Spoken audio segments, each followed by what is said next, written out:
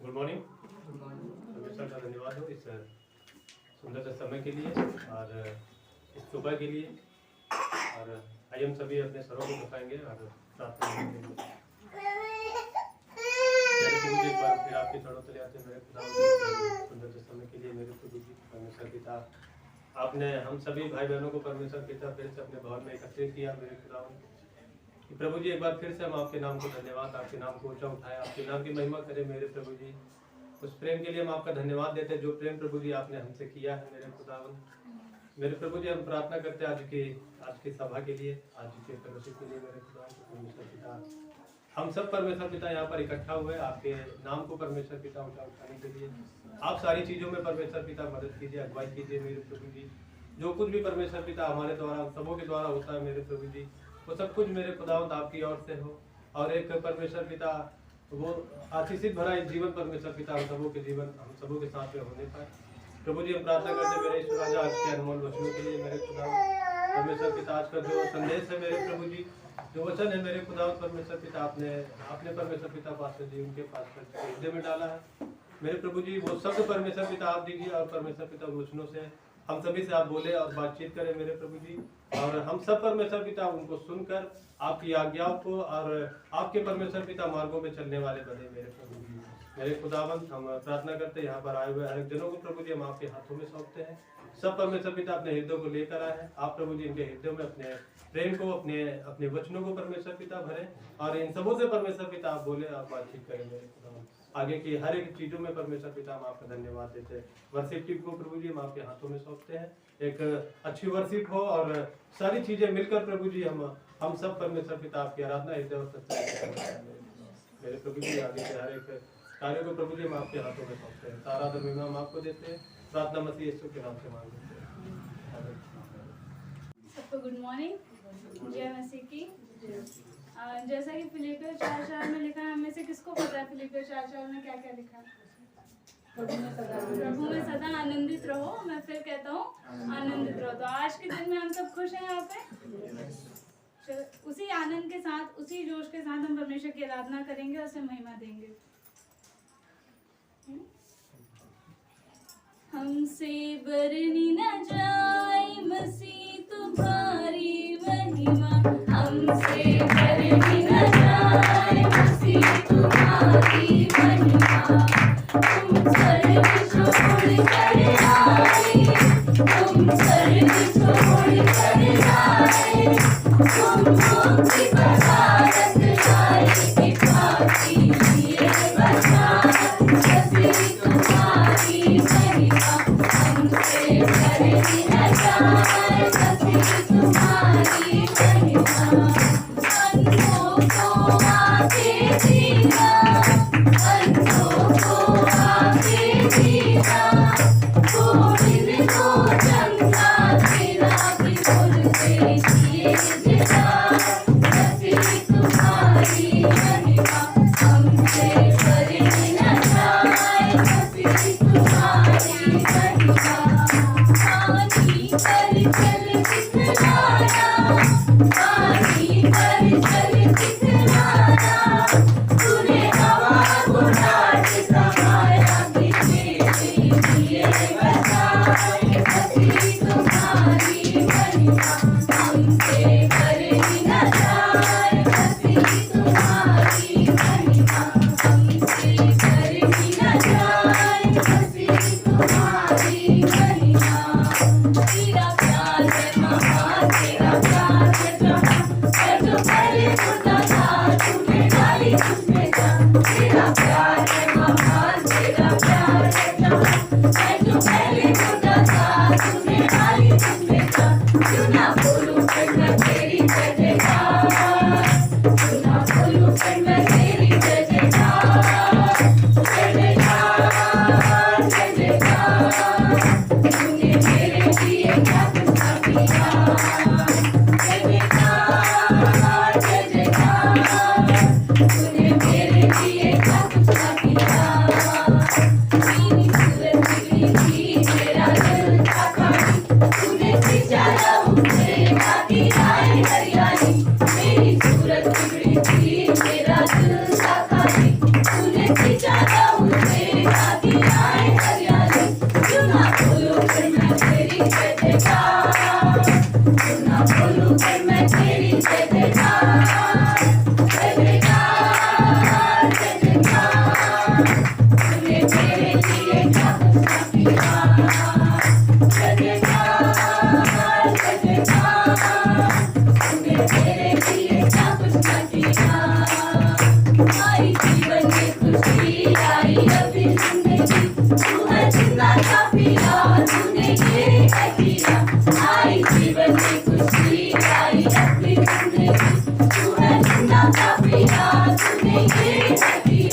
क्यों ना बोलूं पर मैं तेरी जय जयकार, क्यों ना बोलूं पर मैं तेरी जय जयकार, जय जयकार, जय जयकार।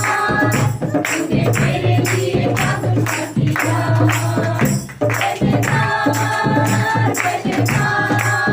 तूने मेरे लिए क्या कुछ किया, जय जयकार, जय जयकार। तूने मेरे लिए क्या कुछ किया। हाँ पिता प्रभु यीशु मसीह, आपने हमारे लिए क्या कुछ नहीं किया है पिता प्रभु यीशु मसीह। आपने हमारे लिए कोड़े खाए हैं पिता प्रभु यीशु मसीह, क्योंकि आप हमसे प्यार करते हो पिता, और आपका प्यार सागर से भी गहरा है प्रभु यीशु मसीह। आपका प्यार प्रभु यीशु मसीह बहुत महान है पिता प्रभु यीशु मसीह, वो इतना ज़्यादा है कि हम उसे गिन नहीं सकते पिता प्रभु यीशु मसीह। जो कुछ आपने हमें किया, हमारे लिए किया है पिता प्रभु यीशु मसीह, हम धन्यवाद देते हैं पिता पूरे दिल से यीशु मसीह।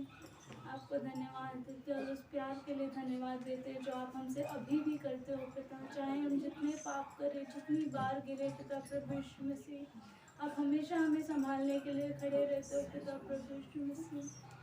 हम आपको पूरे दिल से धन्यवाद देते हैं पिता, धन्यवाद देते हैं। प्रभु तेरा प्यार सागर से भी गहरा, तू है महान आसमानों से भी ऊंचा, तेरे विचार सागर की रेत से ज्यादा। प्रभु तेरा दिल सृष्टि से भी है बड़ा, प्रभु तेरा प्यार सागर से भी गहरा, तू है महान आसमानों से भी ऊंचा, तेरे विचार सागर की रेत से ज्यादा। प्रभु तेरा दिल सृष्टि से भी है बड़ा, प्रभु मैं तुझसे प्यार करूं, प्रभु मैं तुझसे प्यार करूं, तेरी आराधना मैं करूं, आराधना। प्रभु तू ही है महान, तू है महान, सिर्फ तू और कोई नहीं, सिर्फ तू और कोई नहीं, सिर्फ तू और कोई नहीं। एक बार हम सब अपने हाथों को उठाकर गाएंगे। प्रभु मैं तुझसे प्यार करूं, प्रभु मैं तुझसे प्यार करूं, तेरी आराधना मैं करूं, आराधना। प्रभु तू ही है महान, तू है महान, सिर्फ तू और कोई नहीं, सिर्फ तू और कोई नहीं, सिर्फ तू और कोई नहीं।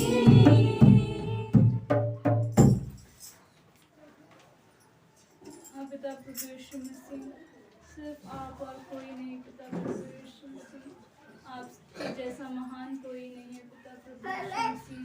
सारा आदर सारी महिमा आपको देते हैं पिता प्रभु यीशु मसीह, और आपकी स्तुति गान करते हैं पिता प्रभु यीशु मसीह। आप अपने आशीषों को यहाँ पर बहने दीजिए पिता प्रभु यीशु मसीह। और यीशु मसीह हमें आप अपने आशीष से भरिए पिता प्रभु यीशु मसीह, आपके हृदय से पिता प्रभु यीशु मसीह। हमारे हृदय में आपके जैसा प्यार दीजिए पिता प्रभु यीशु मसीह, जो आपने हमसे किया है पिता प्रभु। हमारी झलक यीशु मसीह आपकी झलक जैसी हो पिता प्रभु यीशु मसीह। इसके लिए हम प्रार्थना करते पिता, धन्यवाद देते प्रभु यीशु मसीह, धन्यवाद देते हैं। बहने दे आशीषों को आज, फिर से नया कर दे, खोने दे खुद में मुझे, तू धोके शुद्ध कर दे। बहने दे आशीषों को आज, फिर से नया कर दे, खोने दे खुद में मुझे, तू धोके शुद्ध कर दे। प्यासा हूँ तेरे लिए, जीवन का जल पिला दे मुझे। प्यासा हूँ तेरे लिए, जीवन का जल पिला दे मुझे। तेरे सामने झुकता हूँ, तेरे आगे रोता हूँ, मेरे दिल की हर एक बात तू जानता है। तेरी मर्जी मुझ में हो, मेरा हर गम तेरा हो, तेरे लिए ही यीशु मैं जीऊंगा। तेरे सामने झुकता हूँ, तेरे आगे रोता हूँ, मेरे दिल की हर एक बात तू जानता है। तेरी मर्जी मुझ में हो, मेरा हर गम तेरा हो, तेरे लिए ही यीशु मैं जीऊंगा।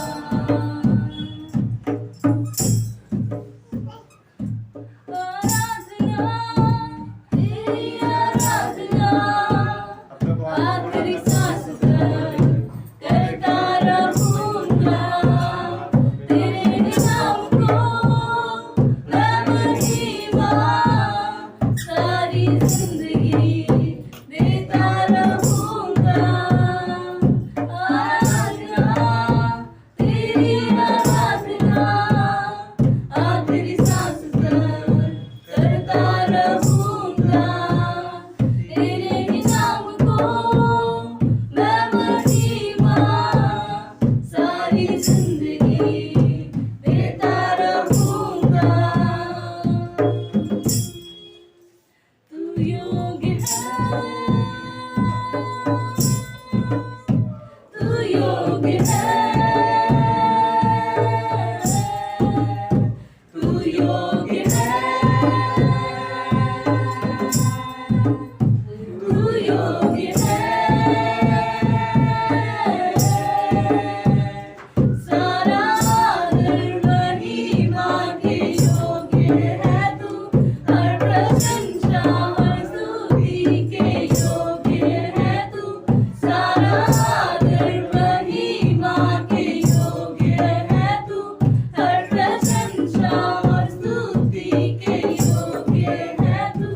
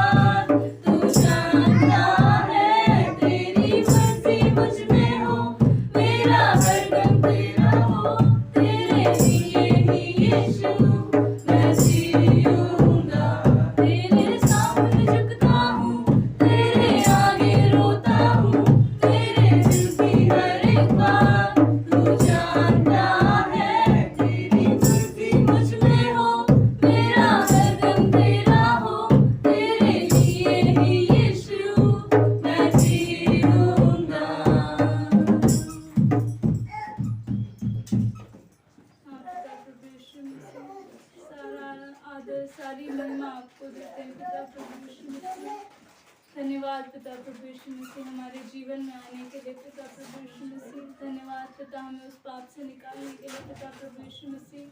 और धन्यवाद देते हैं हर एक वक्त हमारी सुरक्षा करने के लिए पिता प्रभु यीशु मसीह। आज के इस दिन में पिता हम पूरे हृदय से आपके सामने आते हैं पिता प्रभु यीशु मसीह। हमसे बातें करिए पिता और हमारे जीवन को छूइए पिता प्रभु। प्रार्थना करते हैं यीशु मसीह। और यीशु मसीह आज के दिन में पिता प्रभु यीशु मसीह हम सभी को आपके हाथों में सौंपते पिता। आप अपनी अगुवाई दीजिए पिता। धन्यवाद देते हैं यीशु मसीह के नाम से मांगते हैं, आमीन।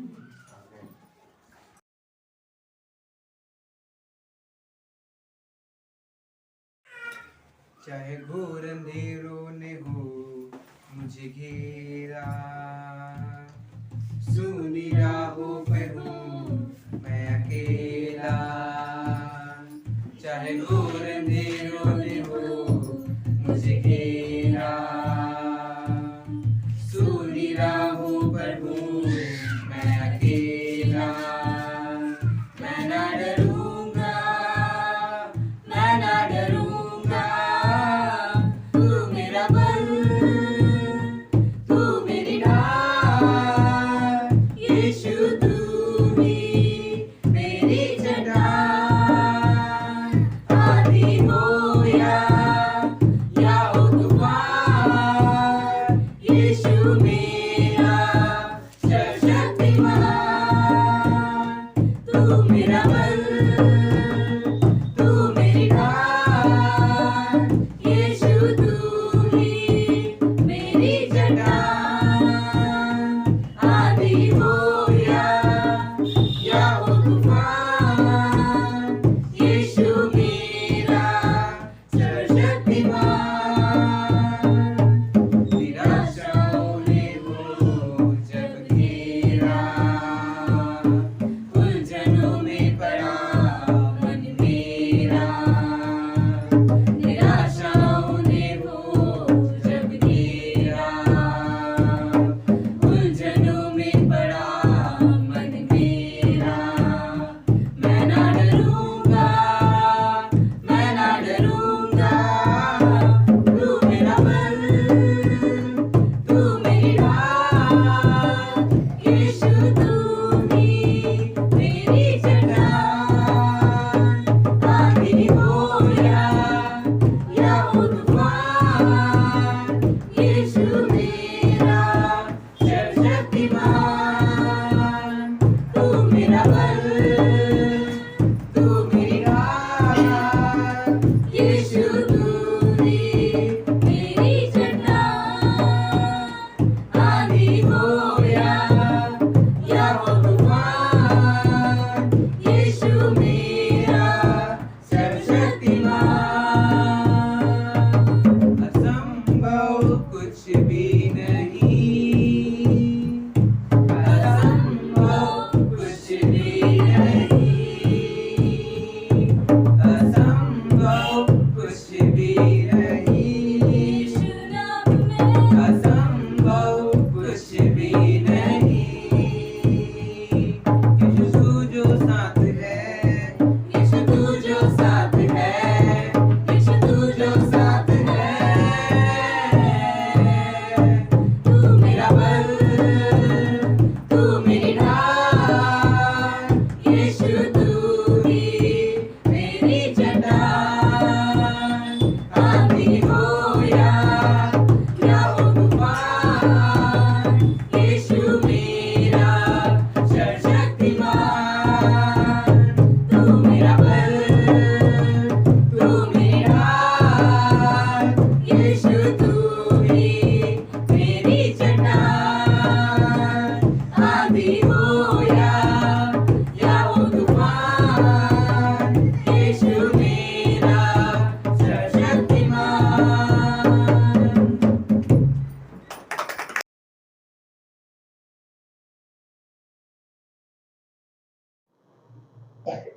कोई नहीं कर सकेगा तेरे प्यार से मुझको अलग, कोई नहीं दे सकेगा ऐसा प्यार तेरे सिवा।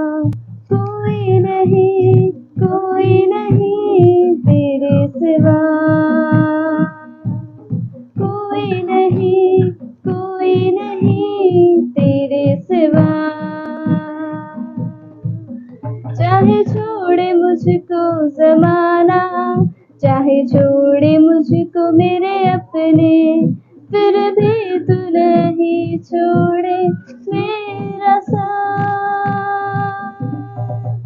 मैं जाऊं सागर से गहरा, उड़ जाऊं अंबर से ऊंचा, फिर भी तुझे मैं पाऊं मेरे साथ। कोई नहीं तेरे सिवा, कोई नहीं तेरे सिवा। ना जीवन ना मृत्यु, ना स्वर्ग दूत ना शैतान, ना जीवन ना मृत्यु, ना स्वर्ग दूत ना शैतान, ना वर्तमान ना भविष्य, ना ऊंचाई ना गहराई, ना वर्तमान ना भविष्य, ना ऊंचाई ना गहराई। कोई नहीं तेरे सिवा, कोई नहीं तेरे सिवा, कोई नहीं तेरे सिवा। Praise the Lord. परमेश्वर का धन्यवाद इस सुंदर समय के लिए। आइए हम सभी संदेश में चलेंगे और आज का संदेश हम लोग निकालेंगे रोमियो का 8 अध्याय उसकी वचन 1 और 2 पढ़ेंगे। तो यहाँ पर वचन 1 में लिखा हुआ है, अतः अब जो मसीह यीशु में है उन पर दंड की आज्ञा नहीं, क्योंकि वे शरीर के अनुसार नहीं वरन आत्मा के अनुसार चलते हैं। और वचन 2 में लिखा हुआ है, क्योंकि जीवन की आत्मा की व्यवस्था ने मसीह यीशु में मुझे पाप की और मृत्यु की व्यवस्था से स्वतंत्र कर दिया है। तो यहाँ पर वचन लिखा हुआ है, आगे आप वचन 1 में पढ़ेंगे तो वहाँ पर लिखा हुआ है, क्योंकि वे शरीर के अनुसार नहीं वरन आत्मा के अनुसार चलते। उससे पहले आपको एक कॉमा मिलेगा जिसके अंदर ये शब्द लिखा हुआ है और उसके बाहर से ये सारे शब्द लिखे हुए हैं। तो ये मोस्ट इम्पोर्टेंट जो वचन है यहाँ पर प्रभु ने हमारे लिए बताया है कि अगर हम उसके अनुसार चलेंगे तो हम पर जो है दंड की आज्ञा नहीं होगी, वरन हम जो है आत्मा के अनुसार चलते हैं, हम उसके अनुसार चलते हैं। और वचन 2 में लिखा हुआ है, क्योंकि जीवन की आत्मा की व्यवस्था ने मसीह यीशु में मुझे पाप की मृत्यु की व्यवस्था से स्वतंत्र कर दिया है। जीवन की आत्मा, हमारे अंदर जो जीवन की आत्मा है वो हमारी नहीं वरन जो है प्रभु की है, और उस आत्मा ने हमारे जीवन की आत्मा को स्वतंत्र किया है। किसके लिए? मरने से प्रभु ने हमको बचाया है। और लिखा हुआ है पाप से भी प्रभु ने हमको बचाया है। तो उसका जीवन हमारे जीवन में आया है, क्योंकि लिखा हुआ है कि आत्मा की जीवन की व्यवस्था ने, आत्मा कौन है? प्रभु यीशु मसीह, पवित्र आत्मा प्रभु यीशु मसीह। तो उसकी व्यवस्था ने हमारे अंदर के जीवन को जो है मृत्यु से और पाप से बचाया है। और आगे हम पढ़ेंगे 1 कुरिन्थियों 12 अध्याय वचन 12 और 13। तो वहाँ पर इस प्रकार से लिखा हुआ है, क्योंकि जिस प्रकार देह तो एक है और उसके अंग बहुत से हैं, और उस एक देह के अंग बहुत होने पर भी सब मिलकर एक ही देह है, उसी प्रकार मसीह भी है। वचन 13 में लिखा हुआ है, क्योंकि हम सब ने, क्या यहूदी हो, क्या यूनानी, क्या दास, क्या स्वतंत्र, एक ही आत्मा के द्वारा एक देह होने के लिए बपतिस्मा लिया, और हम सबको एक ही आत्मा पिलाया गया है। तो हम सब यहाँ पर इकट्ठा हुए हैं, प्रभु की देह है। ये सब कलीसिया क्या है? प्रभु की देह है। और हमारा प्रभु भी जो है वचन बताता है एक ही है, और उसने हम सभी को एक ही नज़र से, एक ही तरीके से देखा हुआ है और एक ही आत्मा पिलाया है। हर किसी के लिए अलग अलग नहीं है। यहाँ पर कोई छोटा नहीं है, कोई बड़ा नहीं है, कोई धनी नहीं है। प्रभु की नज़र में सब एक समान है और सब बराबर है। और वचन भी बताता है कि हम सभी को एक ही आत्मा पिलाया गया है। लेकिन हम क्या करते हैं कि हमें किस तरह से पीना है, हमें वो देखना है। क्या हम प्रभु के उसमें होकर पीते हैं या अदर बाहर संसारिक वस्तुओं से होकर पीते हैं, क्योंकि संसार जो है सुंदरता का प्रतीक है। अभी यहाँ पर हम एक उदाहरण लेंगे, जैसा कि पिछले संडे में पास्टर जी ने लिया था दलैला के विषय में। दलैला क्या थी? एक सुंदर स्त्री थी और एक आकर्षक थी और साथ में झूठी भी थी। तो यहाँ पर संसार भी उसी तरह से है, एक सुंदर है, आकर्षक है और झूठा भी है। तो हम क्या करते हैं कि हम यहाँ पर आते हैं चर्च में 2 घंटे 3 घंटे समय देते हैं, लेकिन हमें क्या होता है, हमें संसार ही प्यारा है क्योंकि उसकी सुंदरता अच्छी है, लेकिन आखिर में क्या होता है, वो झूठा है। उससे हमें कुछ भी लाभ प्राप्त होने वाला नहीं है, उससे हमें कुछ भी नहीं होगा। और यहाँ पर वचन बताता है कि आत्मा की व्यवस्था ने मुझे पाप और मृत्यु से छुटकारा दिया है। तो अगर हम बाहरी चीज़ों में अपने मन को लगाएंगे, सांसारिक वस्तु में अपने मन को लगाएंगे, तो हम जो है पाप और मृत्यु की अवस्था में जाएंगे। लेकिन प्रभु ने हमें अपना आत्मा को पिलाया है। हमें उस सुंदरता को नहीं देखना है, हमें प्रभु की सुंदरता को देखना है, क्योंकि जिसने हमको बचाया है, जिसने इस कलीसिया को बचाया, जिसने हर एक मनुष्य को बचाया, उससे सुंदर भला कौन हो सकता है? कोई भी नहीं है, क्योंकि वो ही महान है। हम पापी थे, पापी मनुष्य थे, प्रभु हमारे लिए आया, मारा गया, गाड़ा गया, तो उससे सुंदर कौन हो सकता है? कुछ भी उससे सुंदर नहीं है। और आगे का वचन हम पढ़ेंगे और फिर से हम उसमें जाएंगे। रोमियो 8 अध्याय वचन 6 और 8 देखेंगे। यहाँ पर लिखा हुआ है, शरीर पर मन लगाना तो मृत्यु है, परंतु आत्मा पर मन लगाना जीवन और शांति है। क्योंकि शरीर पर मन लगाना तो परमेश्वर से बैर रखना है। यहाँ पर शरीर की बात हो रही। शरीर मतलब शरीर हमारा एक बाहरी शरीर, एक हमारा अंदर का शरीर जो हमारा आत्मिक जीवन है। लेकिन यहाँ पर बात हो रही है कि शरीर पर अगर हम मन लगाते हैं आत्मा को छोड़कर, अगर हम शरीर पर मन लगाते हैं, अगर हम अपने शरीर को महत्व देते हैं और ये आकर्षक संसार के आकर्षक वस्तुओं में महत्व देते हैं, तो हम अंदर की आत्मा को हम नहीं पहचान रहे हैं कि हमारा प्रभु अब किस जगह पर है, कहाँ पर है। तो यहाँ पर वचन बताता है कि क्योंकि शरीर पर मन लगाना परमेश्वर से बैर रखना है, क्योंकि ना तो परमेश्वर की व्यवस्था के अधीन है और ना ही हो सकता है।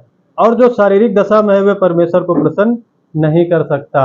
अगर हम शारीरिक दशा में हैं और शरीर के अनुसार चलते हैं, तो हम क्या करते हैं, परमेश्वर की व्यवस्था में नहीं है। क्योंकि व्यवस्था क्या बताती है, हमको पाप और मृत्यु से अलग किया है, उसकी आत्मा ने हमको अलग किया है। लेकिन हम शरीर के अनुसार जीते हैं। क्या करते हैं, बढ़िया मस्त कपड़े पहनते हैं, बढ़िया सा संसार में एंजॉय करते हैं, हर तरह की वस्तुएं, हर तरह की अभिलाषाएं अपने अंदर में लेते हैं। इधर 2-3 घंटे समय काटेंगे, लेकिन उसके बाद बाहर निकलते ही सारी वस्तुएं, सारी बातों को हम लोग जो है भूल जाते हैं, उसी संसार में फिर से खो जाते हैं। लेकिन वचन क्या बताता है, यहोवा की आंखें निरंतर धर्मियों पर लगी रहती है। हम कितना भी कुछ ना करें, कुछ भी कर लें, लेकिन प्रभु हर जगह पर मौजूद होता है, क्योंकि वो क्या है, सर्वव्यापी परमेश्वर है। वो हर स्थान पर, हर जगह पर मौजूद होता है और हर लोगों को देखता है कि उसके बच्चे क्या कर रहे हैं। लेकिन हम उससे क्या है, छुप नहीं सकते। तो वो हमें देखता रहता है और हर जगह वो हमें जानता है। हम शरीर के अनुसार चल रहे हैं या आत्मा के अनुसार चल रहे हैं। तो हमें यहाँ पर अपने आप को परखना है। और लास्ट में एक वचन को देखेंगे, यूहन्ना 8 अध्याय वचन 12 में हम लोग जाएंगे।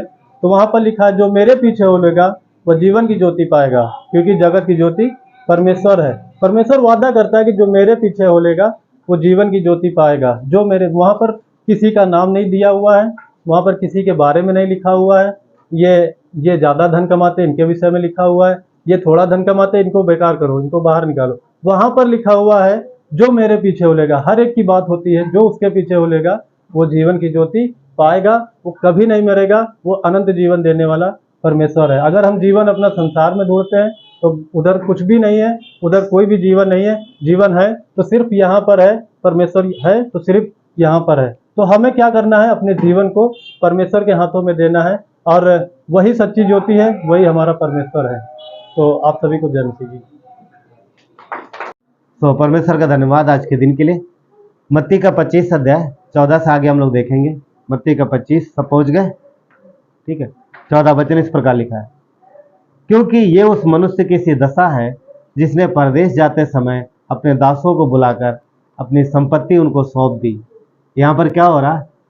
स्वामी ने अपनी संपत्ति मतलब अपनी प्रॉपर्टी उनको सौंपी, अपना कारोबार उनको सौंपा, जिम्मेदारी सौंपी। वचन 15, उसने एक को 5 तोड़े और दूसरे को 2 तोड़े और तीसरे को 1, अर्थात हर एक को उसकी सामर्थ्य के अनुसार दिया। यहाँ पर ध्यान रहे, परमेश्वर ने सामर्थ्य के अनुसार दिया। जितना जो व्यक्ति कर सकता है वो उतना ही देता है, उतना ही देता है। एक को कितना दिया? 5 दिया, दूसरे को कितना दिया? 2 दिया और तीसरे को 1 दिया। वो जानता है कि मनुष्य के पास क्षमता कितनी है, उसे हमारी आपकी क्षमता पता है। क्षमता से ज़्यादा ओवरलोड काम नहीं देगा। मगर अच्छी बात यह है कि जब हम विश्वास योग्य रहते हैं तो हमारी क्षमता को बढ़ाता है। यहाँ पर क्षमता के अनुसार दिया। आगे देखते हैं, वचन 16। ओके, इसको 15 कंप्लीट करते हैं। तब उसने एक को 5 तोड़े और दूसरे को 2 तोड़े और तीसरे को एक, अर्थात हर एक को उसके सामर्थ्य के अनुसार दिया। और तब वो परदेश चला गया। वचन 16, तब जिसको 5 तोड़े मिले उसने तुरंत जाकर लेन देन किया और 5 तोड़े और कमाए। यानी दिया तो उसने, कारोबार को आगे बढ़ाया। वचन 17, इसी रीत से जिसको 2 मिले थे उसने भी 2 और कमाए, परंतु जिसको 1 मिला था उसने जाकर मिट्टी खोदी और अपने स्वामी के रुपए को छिपा दिया। हम सब जानते हैं, आप सब ने इसको पढ़ा है और इस विषय को आप जानते हैं, फिर भी हम लोग इसको कंप्लीट करेंगे थोड़ा। वचन 19, बहुत दिनों के बाद उस स्वामी का दास, उन दासों का स्वामी आकर उनसे लेखा लेने लगा। जिसको 5 तोड़े मिले थे उसने 5 और लाकर कहा, क्या कहा? हे स्वामी, तूने मुझे 5 तोड़े सौंपे थे, देख मैंने 5 और कमाए। तूने मुझे 5 दिया था, मैंने 5 और कमा लिया। अच्छी बात है ना। अब देखिए स्वामी ने क्या कहा। वचन 21, उसके स्वामी ने उससे कहा, धन्य है अच्छे और विश्वास योग्य दास, तू थोड़े में विश्वास योग्य रहा। यानी उसने थोड़े धन दिया था, फिर भी थोड़े धन को उसने बढ़ाया और डबल किया। क्या कहा? वचन क्या कहता है कि धन्य हे अच्छे और विश्वास योग्य दास, तो थोड़े में विश्वास योग्य रहा, मैं तुझे बहुत वस्तुओं का अधिकारी बनाऊंगा, अपने स्वामी के आनंद में सहभागी हो। क्या बोल रहा है? 5 तोड़े जो दिए, तो जो रिस्पॉन्सिबिलिटी दी, जो जिम्मेदारी दी, उस जिम्मेदारी को उसने बखूबी निभाया। अब जब वापस आया तो उसका दास, उसका स्वामी प्रसन्न हुआ। उसने क्या बोला? मैं तुझे बहुत सी चीजों का अधिकारी बनाऊंगा। जब उसको काम दिया गया था तब उसे पता था क्या कि लौट के आएगा तो बहुत सी चीजों का अधिकार मिलेगा? नहीं पता। उसको सिर्फ इतना पता था कि मुझे ये काम दिया गया और मुझे विश्वास योग्यता से करना है, बस इतना ही पता। बाद में आके क्या मिलेगा क्या नहीं मिलेगा उसे पता नहीं। तो ये कार्य जो परमेश्वर हमें देता है कुछ भी करने के लिए, हमें विश्वास योग्यता से करना है। और परमेश्वर हर चीज का लेखा लेने वाला और लेखा देने और इनाम देने वाला। वचन 22, और जिसको 2 तोड़े मिले थे उसने भी आकर कहा, हे स्वामी, तूने मुझे 2 तोड़े सौंपे थे, देख मैंने 2 तोड़े और कमाए हैं। वचन 23, उसके स्वामी ने उससे कहा, धन्य है अच्छे विश्वास योग्य दास, अच्छे और विश्वास योग्य दास, तो थोड़े में विश्वास योग्य रहा, मैं तुझे बहुत सी वस्तुओं का अधिकारी बनाऊंगा, अपने स्वामी के आनंद में सहभागी हो। यहाँ देख रहे 2 बातें हैं, 3 बातें हैं यहाँ पर। नंबर 1, थोड़े में विश्वास योग्य रहा वो व्यक्ति। अब जब उसका स्वामी आता है तो उसने क्या बोला? 2 बातें, बहुत सी वस्तुओं का अधिकारी बनाऊंगा, और दूसरी बात क्या है? अपने स्वामी के आनंद में सहभागी हो। ये स्वामी कौन है? परमेश्वर है। काम किसको सौंपा गया? कलीसिया को, हमें, आपको। और हमें जो भी काम परमेश्वर ने दिया है, छोटा या बड़ा जो भी, अगर हम उसमें विश्वास योग्य रहते हैं तो परमेश्वर 2 बातें आके बोलेगा। क्या? 2 चीजें हमें देगा। पहला तो क्या बोलेगा? धन्य हो, विश्वास योग्यता से रहे। और दूसरी बात मिलेगा क्या? बहुत सी वस्तुओं का बोलता स्वामी बनाऊंगा। और दूसरा, मेरे आनंद में, किसके? परमेश्वर के आनंद में आनंदित हो। क्या बोला? परमेश्वर के आनंद में आनंदित हो। तो हमें, आपको परमेश्वर ने दिया है कि उसके आनंद में सहभागी हो। ठीक है। और सबको पता है जिसने 1 तोड़ा लिया था उसको उसने डांट लगाई, और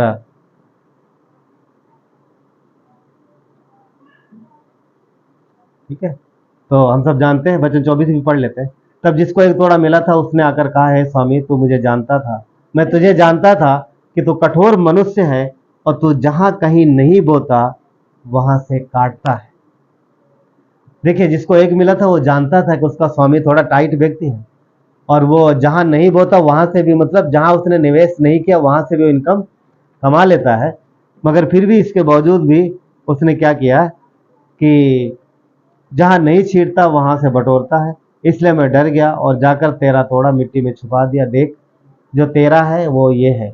उसके स्वामी ने उससे उत्तर दिया, हे दुष्ट और आलसी दास, जब तू जानता था कि मैंने जहां नहीं बोया वहां से काटता हूँ और जहां मैंने नहीं छींटा वहां से बटोरता हूँ, तो तुझे चाहिए था कि मेरा रुपया सराफों को दे देता, तब मैं आकर अपना धन ब्याज समेत लेता।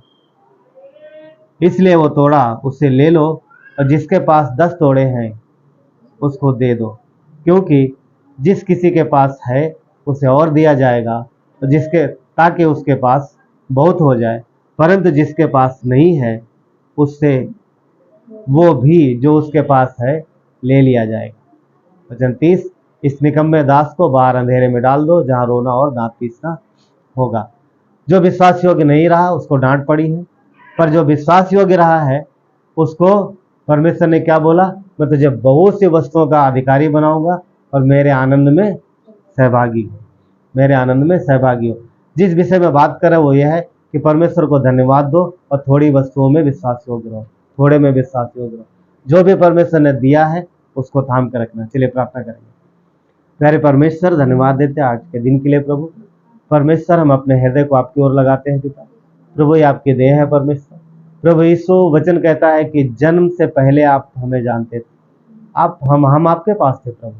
इससे पहले कि धरती और आसमान बने, इससे पहले कि यहाँ पर कुछ हो, इससे पहले कि जगत की उत्पत्ति हो, प्रभु हम आपके पास थे। आपने हमें मसीह में चुना था। सबका समय अलग है, अपने अपने समय पर आपने अपने देह में लोगों को बुलाया है। कारण कोई भी हो सकता है, परंतु सच बात यह है कि आप अपने बच्चों से प्रेम करते हो और उन्हें आनंद और शांति देना चाहते हो। इस धरती पर भी आनंद का जीवन, शांति का जीवन, बिना डर का जीवन देना चाहते हो। प्रभु शैतान धरती पर है जो लोगों को परेशान करता है अलग अलग तरीके से, परंतु धन्यवाद कि आप हमें सुरक्षा देते हो। प्रभु यीशु, आज के दिन में हम सब अपने हृदय को तैयार करते हैं और आपसे सुनने के लिए प्रभु अपने कानों को खोलते हैं। परमेश्वर धन्यवाद देते हैं प्रभु, आपकी महिमा हो परमेश्वर। पिता प्रार्थना करते हैं यहाँ पर जितने भी लोग हैं प्रभु जो आपके पास आए, परमेश्वर हर एक के पास आपका सामर्थ्य, आपका प्रेम प्रभु, आपकी शांति पहुंचने पाए पिता, आपका आनंद पहुंचने पाए प्रभु यीशु। हर आपके बच्चों के जख्मों में मरहम आप लगाते हो पिता। प्रभु यीशु, आप उनको संभालते हो परमेश्वर। प्रभु जो भी तकलीफ है प्रभु यीशु आपके नाम से मांगते हैं, आपके बच्चों के जीवन से दूर होने पाए, आपकी शांति, आपका प्रेम उनके जीवन में आने पाए। प्रभु यीशु, विश्वास योग्य चलने के लिए परमेश्वर हमारे अंदर से प्रभु, आपकी देह में प्रभु यीशु, आपकी कलीसिया में पिता परमेश्वर एक और नया जोश पैदा होने पाए।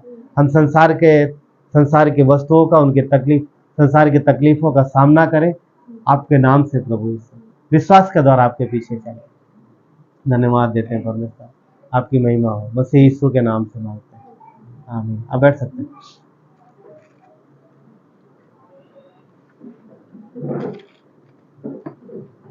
तो जैसा कि हम लोगों ने पढ़ा, वचन अभी देखा कि एक स्वामी है, 3 दासों को उसने काम सौंपा है, कुछ धन दिया है, जिसमें कि हम लोगों ने देखा कि 2 ने अच्छे से कारोबार किया है और उनको 2 बातें बोली गई, 2 इनाम मिले। क्या? बहुत सी वस्तुओं का अधिकार और दूसरा परमेश्वर के आनंद में आनंदित होना, पिता के आनंद में आनंदित होना। ये छोटी बात नहीं है कि मनुष्य परमेश्वर के आनंद में सहभागी हो, छोटी बात नहीं है, क्योंकि मनुष्य गुनहगार है, मनुष्य पापी है और पवित्र परमेश्वर के साथ कभी उसका मेल मिलाप नहीं हो सकता। परंतु यहाँ पर हम देखते हैं कि परमेश्वर ने मनुष्य को अपने साथ आनंदित होने के लिए बुलाया है। क्यों? क्योंकि उसने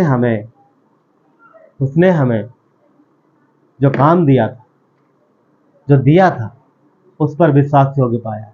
दरअसल देखा जाए तो मनुष्य विश्वास योग्य पूरी तरीके से नहीं रहता है।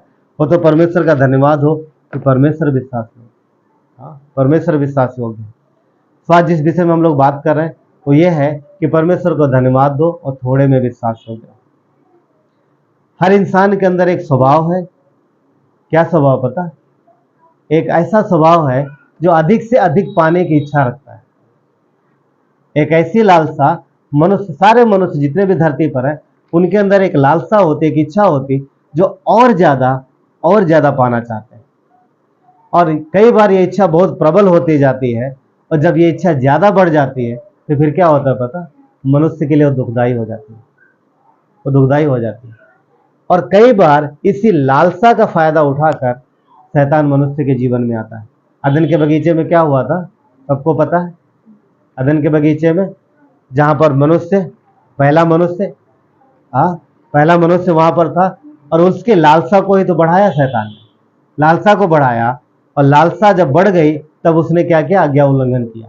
और आज्ञा उल्लंघन के बाद हम देखते क्या हुआ? उसके जीवन में पाप आया। इस भावना को बढ़ाया, उसने भड़काया, शैतान ने भड़काया। क्या वो भावना अच्छी थी? नहीं अच्छी थी। क्या इच्छा थी उनकी? तुम परमेश्वर के जैसे बन जाओगे। क्या मनुष्य परमेश्वर के जैसा था, या बाद में शैतान के कहने से बना? बोल सकते हैं पहले से जैसा था। तो मनुष्य पहले परमेश्वर के जैसा था, मगर ध्यान रखना शैतान हमेशा झूठ बोलता है। जो बात वो नहीं होगी वही वो कहेगा। और हम यहाँ पर देखते हैं कि वो अभिलाषा बढ़ी और उन्हें क्या प्राप्त हुआ? मौत, डर, तकलीफ, परेशानी। उन लोगों ने गुनाह किया, उसके बाद पूरी मानव जाति में क्या क्या आ गया? मृत्यु, डर, बीमारी, दुनिया भर की बुराई वहीं से शुरू हुई। आज सारे संसार में। परंतु मसीह यीशु में हमें जीवन मिला। आदम में क्या आया? पहले आदम में मौत आई और दूसरे आदम में जीवन प्राप्त हुआ। सबको पता, एक आदमी से ही पूरे संसार में, एक आदमी एक स्त्री के द्वारा पूरा संसार आया। अदन के बगीचे में उन्होंने पाप किया, तभी इंसान के जीवन में मृत्यु आई। परंतु दूसरा आदम कौन? प्रभु यीशु मसीह। परमेश्वर स्वयं मनुष्य बन के आया, कुंवारी स्त्री से पैदा हुआ। उसने हमारे आपके लिए क्या किया? क्रूस पर जान दिया। तो मसीह यीशु में हमें क्या मिलता है? अनंत जीवन। क्यों? क्योंकि वो हमारे लिए मरा। भजन संहिता 16 का 11 इस प्रकार कहता है, तू मुझे जीवन का रास्ता दिखाएगा, तेरे निकट आनंद की भरपूरी है, और तेरे दाहिने हाथ में सदा सर्वदा सुख बना रहेगा। सर्वदा सुख बना रहेगा। क्या कहता है? कि परमेश्वर मुझे जीवन का रास्ता दिखाएगा। जब जिंदगी में तकलीफ है, परेशानी, कष्ट है, कोई रास्ता नहीं दिखता, कुछ भी समझ में नहीं आता कि कहाँ जाए, किधर जाए, क्या करें, क्योंकि मनुष्य मजबूर हो जाता है कई बार, बहुत बार, क्योंकि हमारी क्षमता लिमिट है। हाँ, हमारी क्षमता जो लिमिट में है, थोड़ी है, हम सीमित हैं, हमारे उपाय सीमित हैं, मगर परमेश्वर जो है असीमित है। परमेश्वर असीमित है। तो जब हम अंधकार में होते हैं, जब कोई रास्ता नहीं दिखता है, तो परमेश्वर एक छोटी सी ज्योति के रूप में एक छोटी सी आशा देता है, एक किरण देखता है, वो हमें रास्ता दिखाता है। वचन क्या कहता है? कि वो मुझे जीवन का रास्ता दिखाता है। जब हम अंधकार में होते, तकलीफ में, परेशानी में, कोई मदद के लिए नहीं है तैयार है, तो ऐसे में परमेश्वर रास्ता दिखाता है। वो किसी न किसी के रूप में आता है, किसी न किसी व्यक्ति के द्वारा जरिए हमें अपने पास तक लेके आता है। क्यों? आगे कहता है, तेरे निकट आनंद की भरपूरी है। आनंद की भरपूरी किसके पास है? परमेश्वर के पास। संसार में अंधकार है, संसार में तकलीफ है, परेशानी, कष्ट है, निराशा है। जिस पर उम्मीद करोगे वही आपको धोखा देगा, जिधर आप आशा लगाओगे वहीं पर निराशा प्राप्त होगी। जहां पर आप सोचोगे यहाँ से मुझे बहुत कुछ मिलने वाला, वहीं से खाली हाथ लौटना पड़ता है, बहुत बार होता है। परंतु परमेश्वर के पास आशा है, वो हमें रास्ता दिखाता है, उसके पास आनंद है और आनंद की भरपूरी है। कहता है तेरे दाहिने हाथ में सर्वदा सुख बना रहेगा। किसके हाथ में? परमेश्वर के हाथ में। और वो पिता है, और पिता होने के नाते अपने बच्चों को आशीषित करता है। भजन संहिता 21:6 कहता है, भजन संहिता 21:6 कहता है, क्योंकि तूने उसको सर्वदा के लिए आशीषित किया। इसको जो परमेश्वर के निकट है सदा के लिए आशीषित है। अगर इफिसियों का 1:3 पढ़ोगे तो वहां पर इस प्रकार लिखा है कि हम आशीष के लिए ही बुलाए गए। हम संकट में थे, कष्ट में थे, तकलीफ में थे, संसार से परमेश्वर ने हमें अपने पास बुलाया ताकि वो हमें क्या दे सके? अनंत जीवन। क्या दे? बिना डर का जीवन, अपनी शांति और अपना आनंद दे। परमेश्वर ने हमें इसलिए बुलाया। क्या कहता है 21:16 में? क्योंकि तूने उसको सर्वदा के लिए आशीषित किया है और तू अपने सम्मुख हर्ष और आनंद से भर देता है। वो परमेश्वर, हाँ 21:6 में ना, वजह से था 21:6 में, परमेश्वर की इच्छा है कि उसके बच्चे सदा आनंदित रहे। ये परमेश्वर की इच्छा है। मगर मनुष्य जब धरती पर रहता है और परमेश्वर की इच्छा से बाहर काम करता है, समझ रहे, सुने ध्यान से, हम मसीह के देह में हैं, परमेश्वर ने हमें अपने देह में लगाया है, हम उसके लोग हैं, परंतु यदि हम परमेश्वर की इच्छा से बाहर जीवन जिएंगे, आप समझ पा रहे, यदि हम परमेश्वर की इच्छा से जिएंगे, जैसा परमेश्वर चाहता वैसा ना करके हम अपनी मर्जी के अनुसार चलेंगे, तब फिर पता क्या होगा, तब फिर एक कहावत सुनी आप लोगों ने, आ बैल मुझे मार। कई बार विश्वासी लोग ऐसे हो जाते, अपने मन के पीछे चलेंगे, अपनी इच्छाओं के पीछे चलेंगे, हाँ, परमेश्वर की सुनेंगे नहीं, उसकी इच्छा को देखेंगे नहीं, और जब तकलीफ में पड़ेंगे तो फिर बोलेंगे ना, प्रभु मुझे बचा। तो पहले ही हमने आ बैल मुझे मार वाली कहावत हो गई, शैतान के पास हम खुद ही गए, आजा भाई हम तेरे लिए तैयार हैं। हाँ? इसलिए धरती पर हमें परमेश्वर की इच्छा अनुसार जीवन बिताना। परमेश्वर जो क्योंकि शैतान पता है क्या, हमारी इच्छा, इंसान की इच्छा को पकड़ता है, मन की भावनाओं को पकड़ता है, झूठी बातें, बेकार की बातें काम में फंसाता है, ऐसे कामों में फंसाएगा। पता, अब देखो बहुत सी बात, आप लोग कभी घर पे जब बैठना तो अपने जीवन के विषय में सोचना, बीते हुए जीवन के विषय में आप देखो कि कितने ऐसे व्यर्थ के कामों में आपने अपना बेकार का बहुत सारा समय गंवा दिया।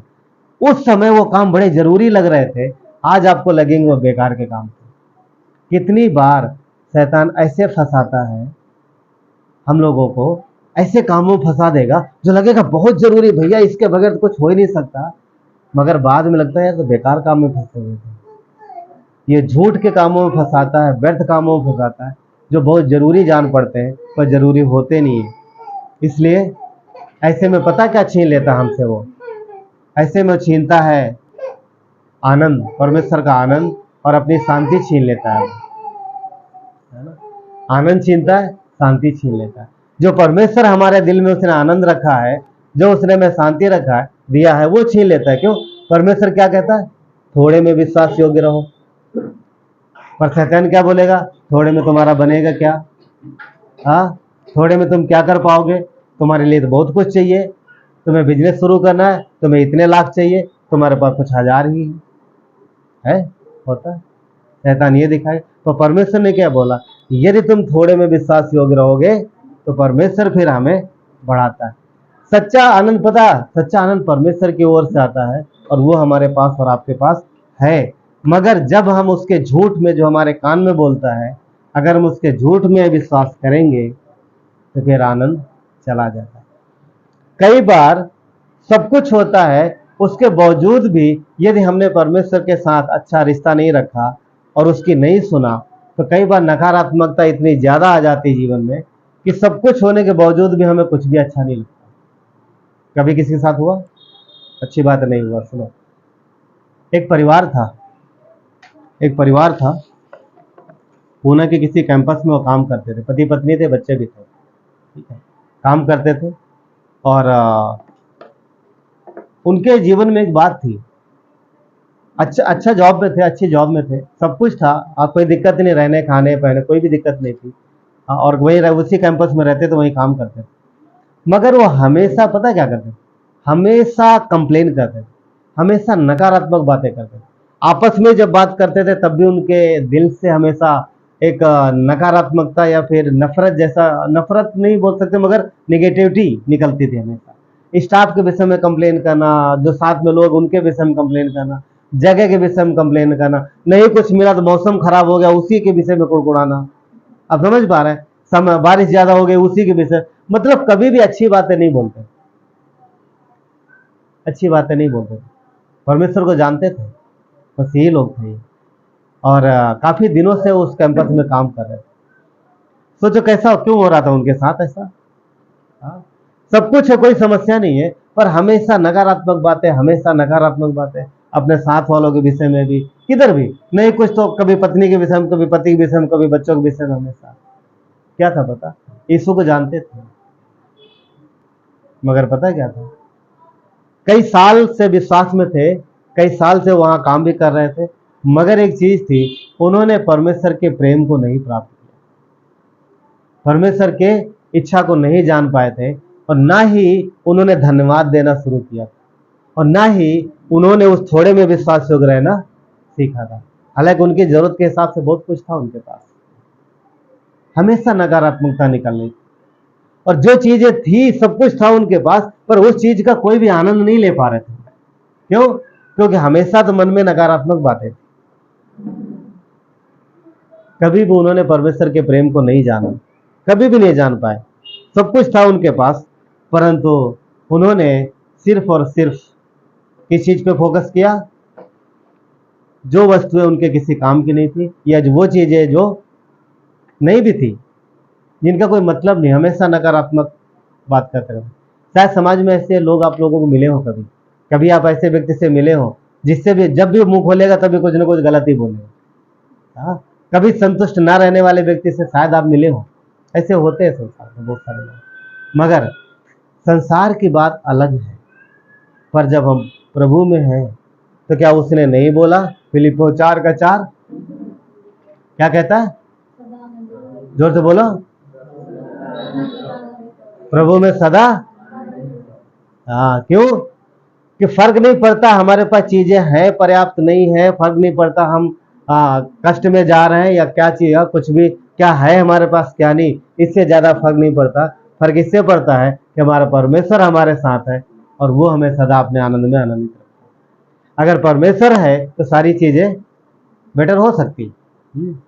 उस परिवार ने कभी नहीं कहा होगा कि परमेश्वर तेरा धन्यवाद, तेरा धन्यवाद तूने हमें भोजन दिया, तेरा धन्यवाद तूने हमें नौकरी दी, तेरा धन्यवाद हम यहाँ रहते हैं छाया में, तेरी छत, धन्यवाद तेरे मेरे सर पे छत है, धन्यवाद कि हमारे बच्चे स्कूल जा रहे हैं, धन्यवाद कि हम स्वस्थ हैं, धन्यवाद तूने हमारी जरूरतें पूरी की। नहीं, कभी नहीं।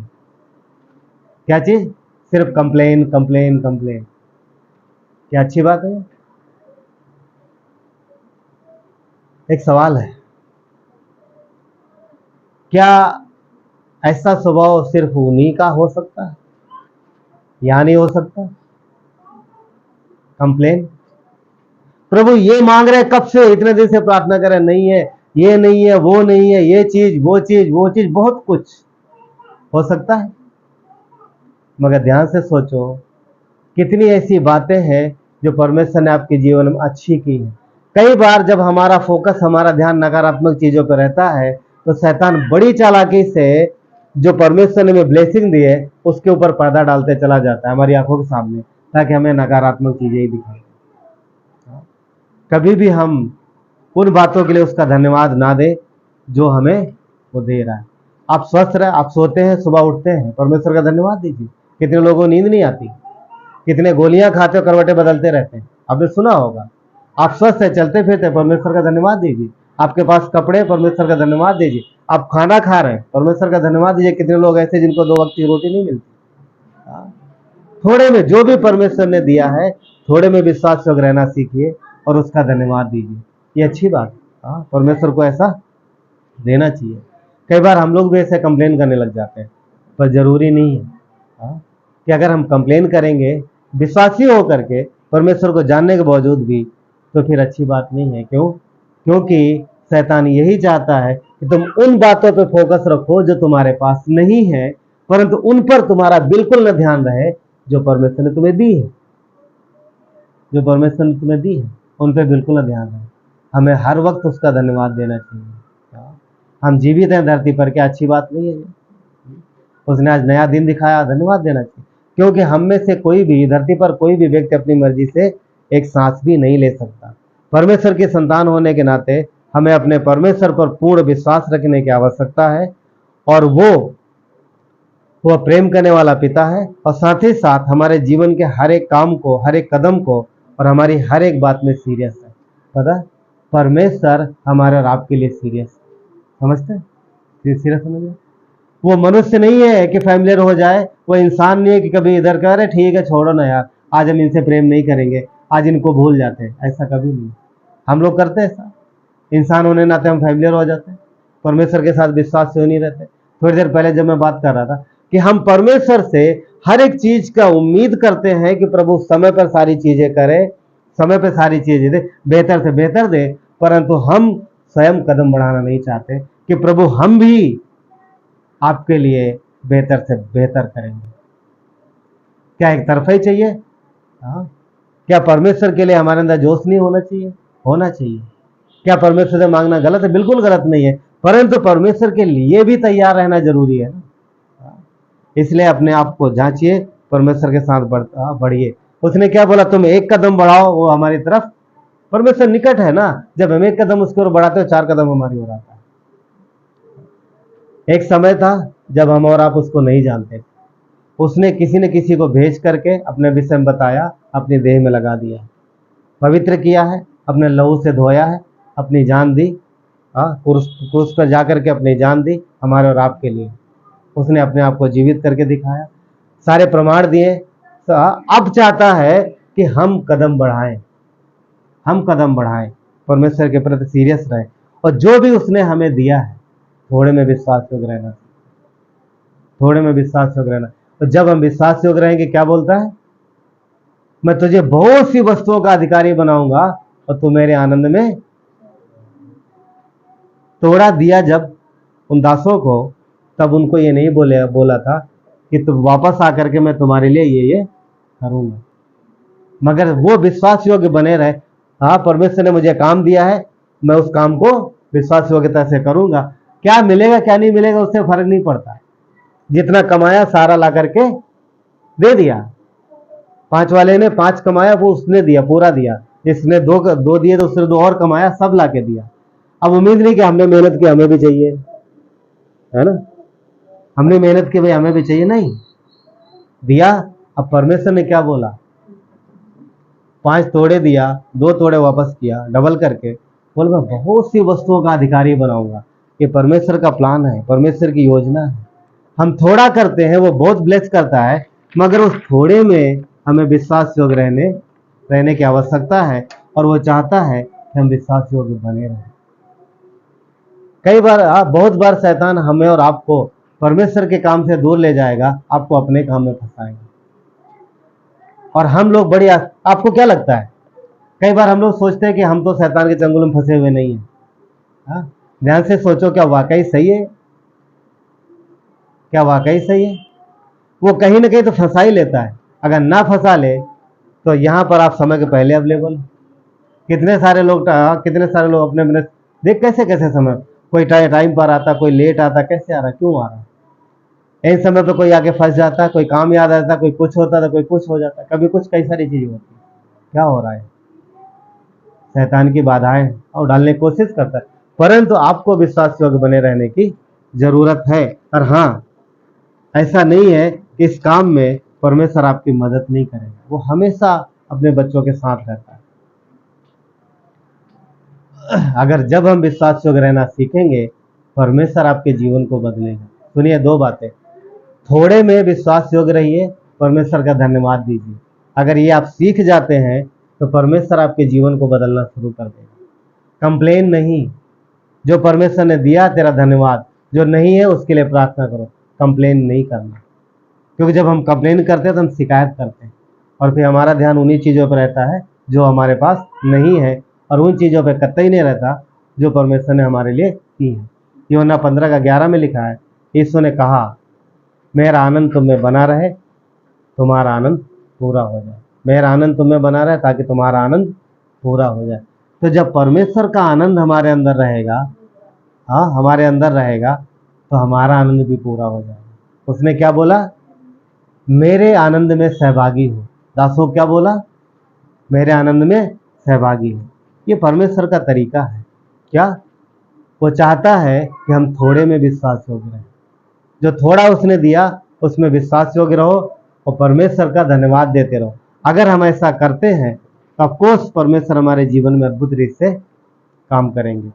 अब विश्वास योग्य रहना क्या है पता? विश्वास योग्य रहना क्या है?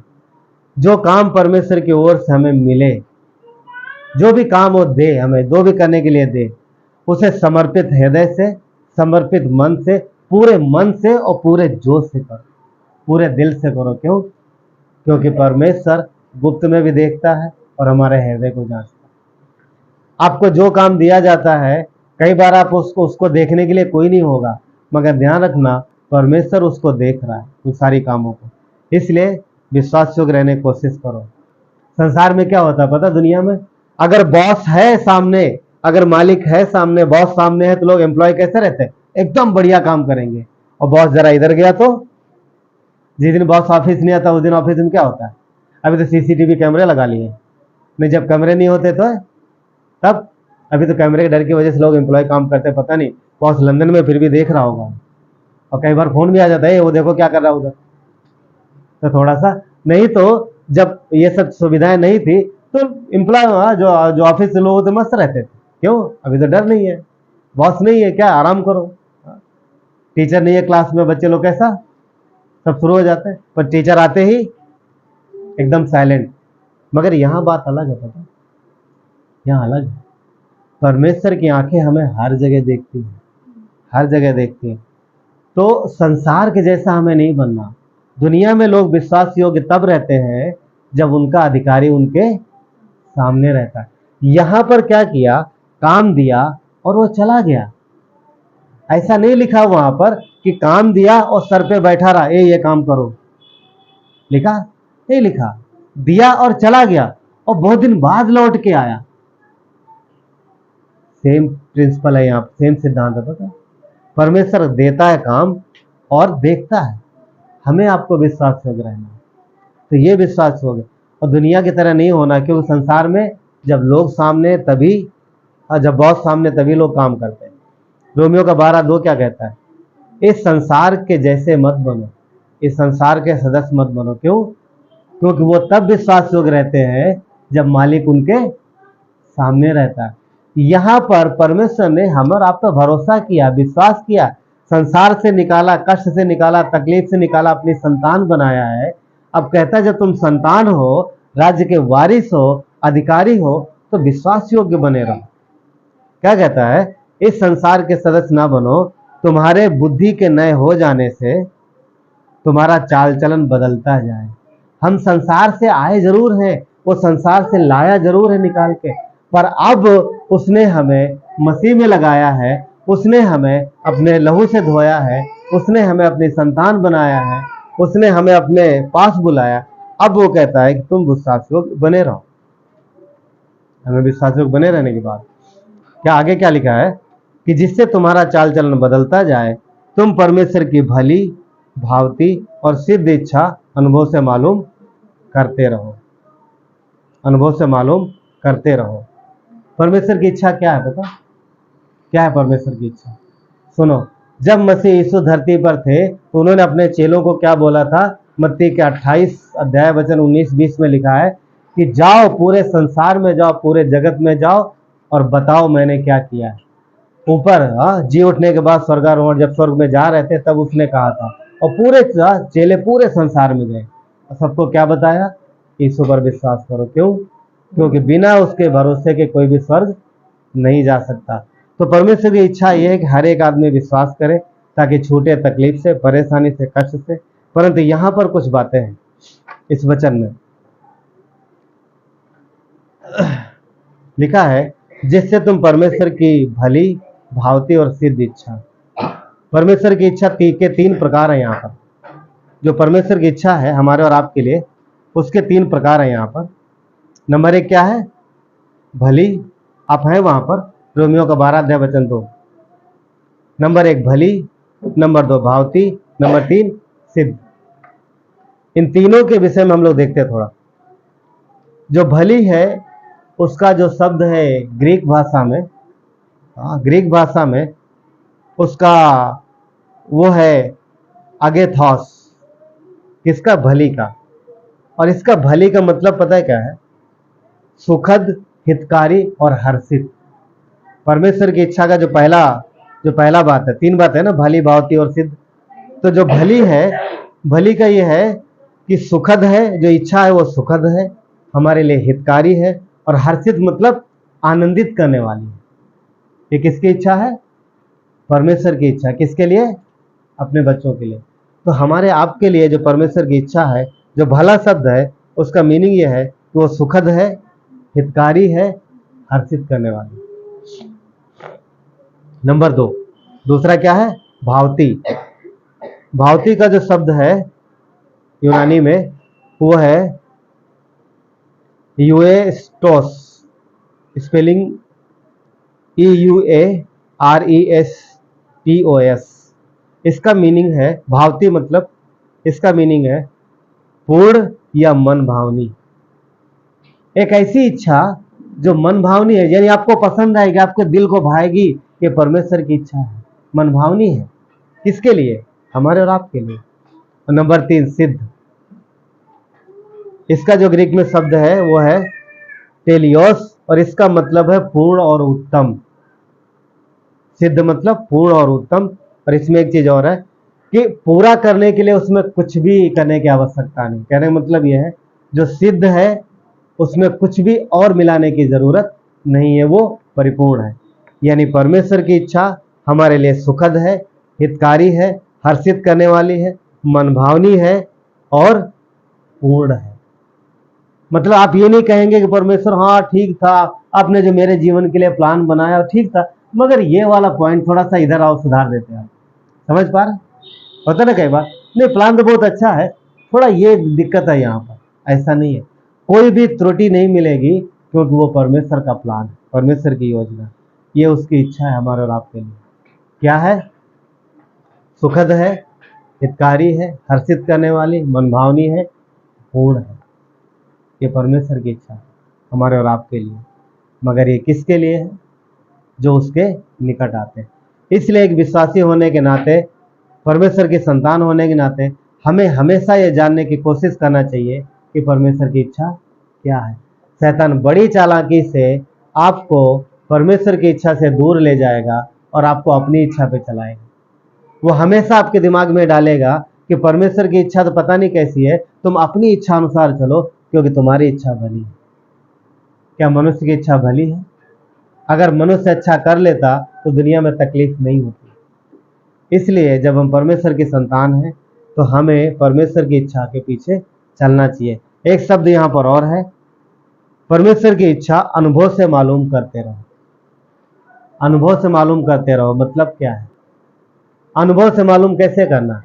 हाँ, अनुभव कैसे ज्यादा हो सकता है?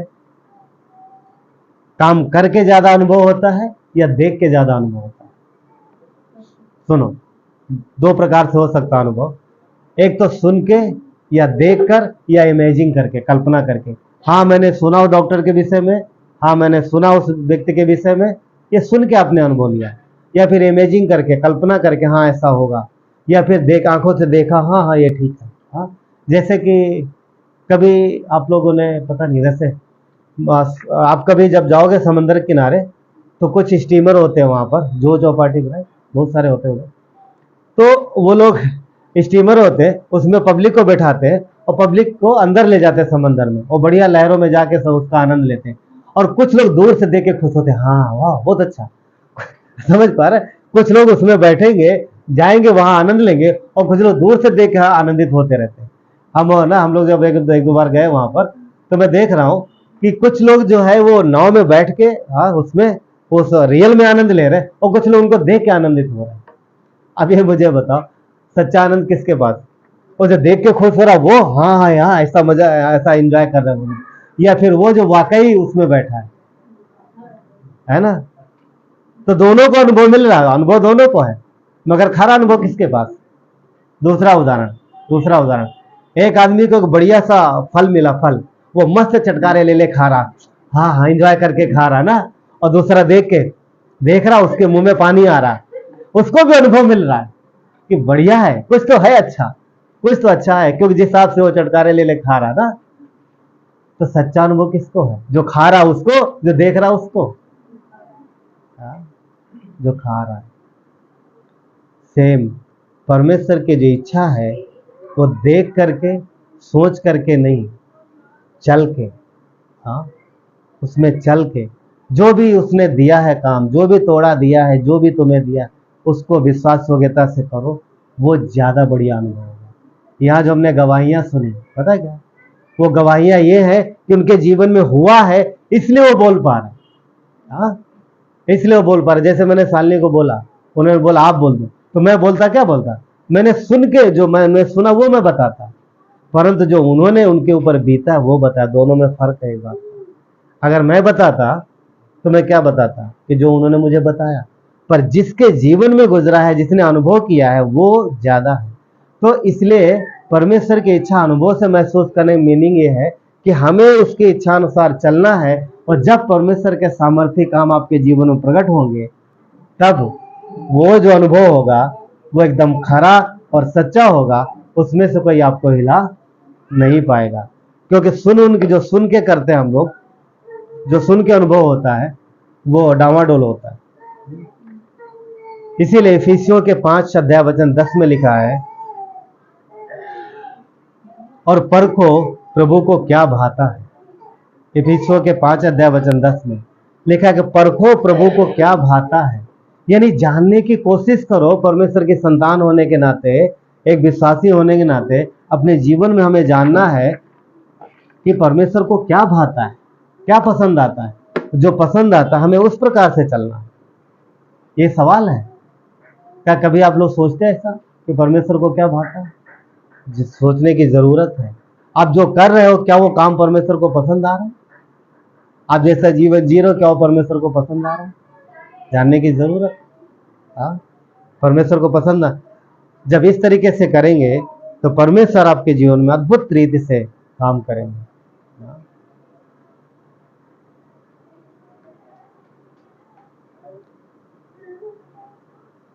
हमें परमेश्वर की इच्छा अनुसार चलना है, परिश्रम करना परमेश्वर के वचन में और उसकी इच्छा को जानने में।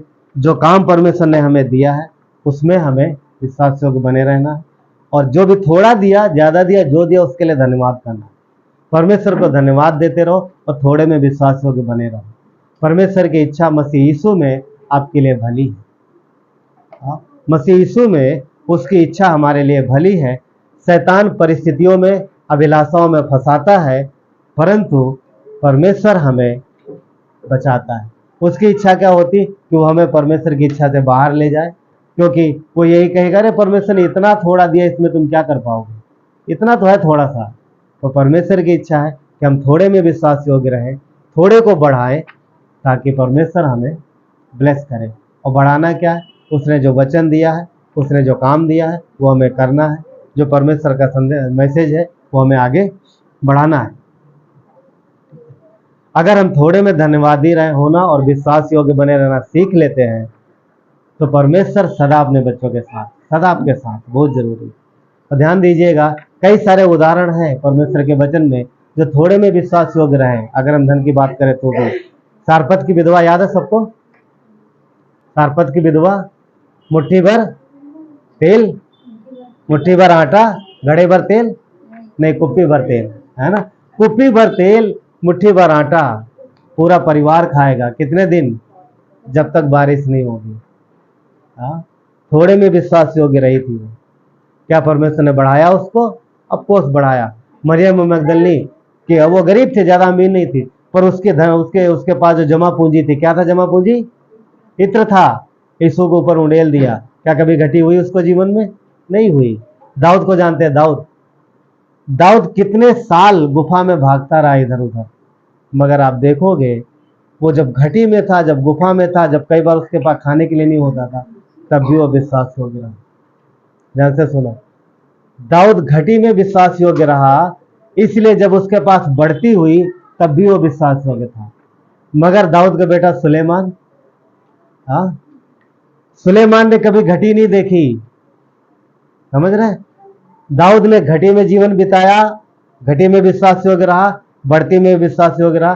सुलेमान ने घटी नहीं देखी, कभी घटी में गया नहीं, इसलिए वो बढ़ती में विश्वास योग्य नहीं रहा।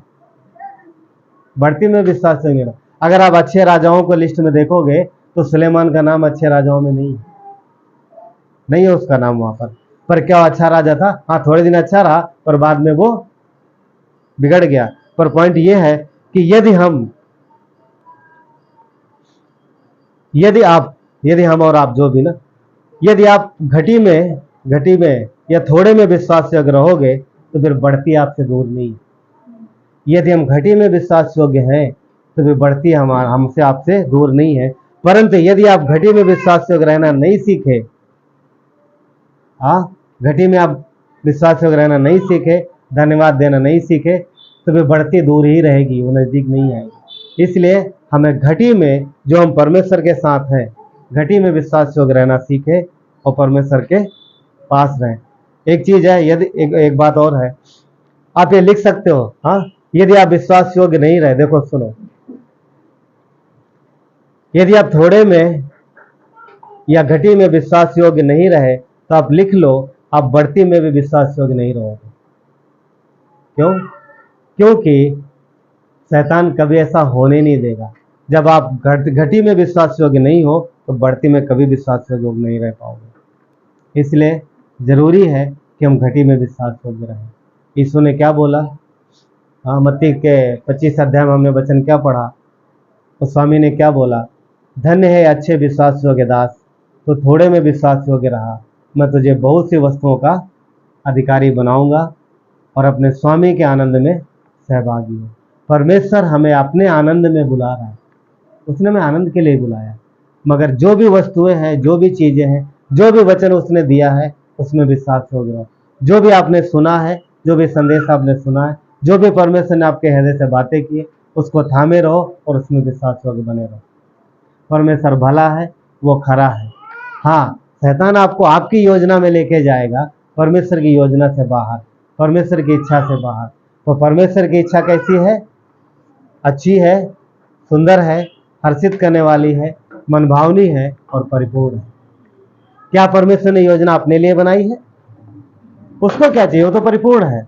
उसकी योजना हमारे आपके लिए। वो क्रूस पर इसलिए नहीं मरा, इसलिए नहीं मरा कि वो धनवान हो जाए, क्रूस पर इसलिए मरा है कि हमें और आपको धनवान कर सके। धरती के धन से ही नहीं, स्वर्गीय धन से।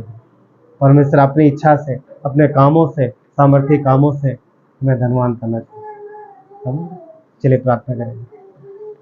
प्यारे परमेश्वर, धन्यवाद देते आपकी कृपा दया के लिए प्रभु, आपकी महिमा हो। प्रभु यीशु, आपने कहा कि धन्य है विश्वास योग्य दास, जो थोड़े में तो विश्वास योग्य रहे। प्रभु यीशु, आपने हमें थोड़ा जो भी दिया है, हम उसे थामे रहे परमेश्वर, और प्रभु हम आपकी इच्छा अनुसार चलें। बहुत बार हमारे मन में शैतान ऐसी बातें डालता है जो हम संसार और बहुत सारी चीज़ों की तरफ देखते हैं, परंतु परमेश्वर धन्यवाद कि आप हमें संभालते हो, आप अपने बच्चों के जीवन में अद्भुत इससे कार्य करते हो। प्रभु यीशु, हम आपको महिमा देते हैं। यहाँ पर कई सारे लोग हैं पिता, प्रभु आप हर एक से प्यार करते हो, आपने जान दी इनके लिए, आप मरे हो क्रूस पर इनके लिए, हर एक के लिए परमेश्वर, क्योंकि हर एक व्यक्ति जो इस धरती पर है वो आपका है, आपने उसे धरती पर भेजा है। धन्यवाद देते हैं। यहाँ पर आप में से अगर कोई ऐसा है कि अभी तक आपने यीशु पर कभी अपना भरोसा नहीं किया, तो आज आपके पास मौका है। वह इस बात की खातिरी देता है कि वो आपके लिए मरा है क्रूस पर, सारी तकलीफों के लिए, सारी परेशानियों के लिए उसने जान दी, आपको गुनाहों से धोया है।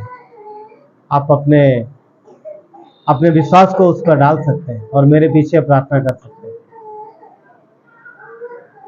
हे परमेश्वर, मैं पापी हूँ, मैं खुद को नहीं बचा सकता। धन्यवाद देता हूँ, बस यीशु आपने क्रूस पर हमारे लिए जान दी, कब्र में गए, तीसरे दिन जी उठे। आप जीवित परमेश्वर, प्रभु मेरे जीवन में आओ, मेरी सहायता और मदद करो, मेरी अगुवाई करो। धन्यवाद देते हैं, सारा आदर गौरव महिमा आपको देते हैं। प्रार्थना मसीह यीशु के नाम से मांगते हैं, आमीन।